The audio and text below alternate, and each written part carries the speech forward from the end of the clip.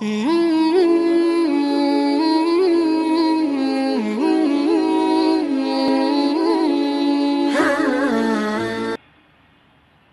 ایک مثال ہے والدہ کی، شیخ عبد القادر جیلانی کی رحمۃ اللہ علیہ۔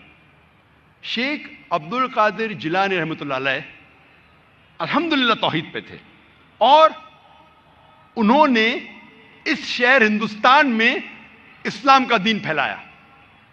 ان کا بڑا ہاتھ ہے، اور وہ توحید پہ تھے، اسلام کا صحیح پیغام گھروں تک پہنچایا۔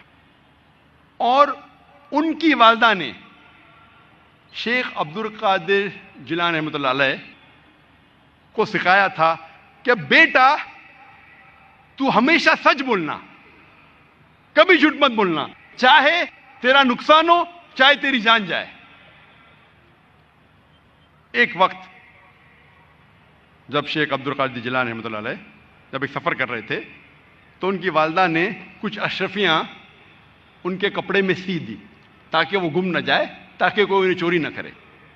جب وہ سفر پہ نکلتے ہیں تو ایک ڈاکوؤں کا گروہ انہیں پکڑ لیتا ہے، اور جب جانچ پڑتال کرنے کے بعد کچھ پیسہ نہیں ملتا ہے، تو وہ ڈاکو کہتے ہیں شیخ عبد القادر جیلانی رحمۃ اللہ علیہ سے کہ تیرے پاس کچھ پیسے نہیں؟ انہوں نے کہا ہاں ہے، میری ماں نے میرے کپڑوں میں سی لی ہے، اور وہ جگہ دکھاتے ہیں۔ وہ ڈاکوؤں نے کہا کہ اگر یہ بچہ ہمیں نہیں بتاتا تو ہمیں کبھی یہ اشرفیاں نہیں ملتی ہے۔